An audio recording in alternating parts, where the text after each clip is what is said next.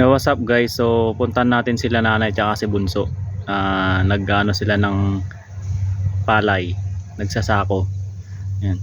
Agay ka man nga ron tay. Hi ko naman ah. Hi. Kasi ka ni. La. Oo, ayun si nanay tsaka si Bunso. Nagsasako sila ng binilad na na palay. Yan. Ito naman yung tanim ni tatay na ampalaya. Oh, di ba? Ang daming may bunga na doon Dami. Oh. Daming bunga, maliliit pa.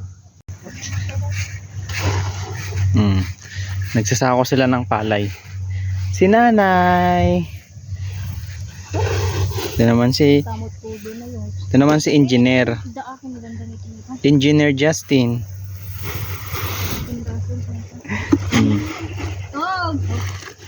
Tapos magtatangdan ako ng magbubuhat niyan.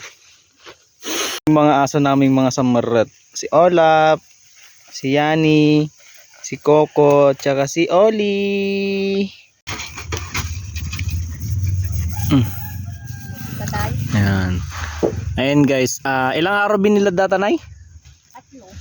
3 araw yan binibilad, tapos i-imbak na yan sa bodega para ipatawag doon, ipabayo namin pagka wala ng bigas na masaing. Yan, ganyan ang buhay naming mga magsasaka, nagbibilad ng palay. Yan, pagka pinabayo na yan, abot na yan ng halos 1 taon na bigas namin. Hindi kami bumibili ng bigas. Sipag-sipag naman ng bunso namin. Yan siya yung taga sako ng palay. Siya yung future engineer namin guys.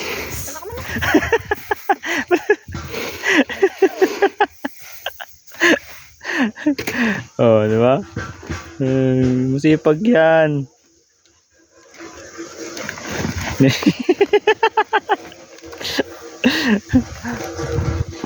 Yung nanay ko. Sipag-sipag tong nanay ko na to eh. Hi, ko naman nga rin na. Hi! Napati ko na mama. Ayan yung trolley. Yeah. Martikabil ko tinay.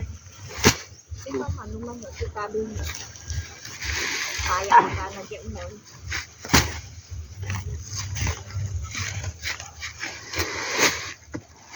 Yay! Pulo? Mudi data takin na lang magtatablo. Ang bayad ko na. Yeah. May ikabil na nga tait yan. Ganito yung buhay namin guys. Mahirap lang kami. Yeah. Pegid!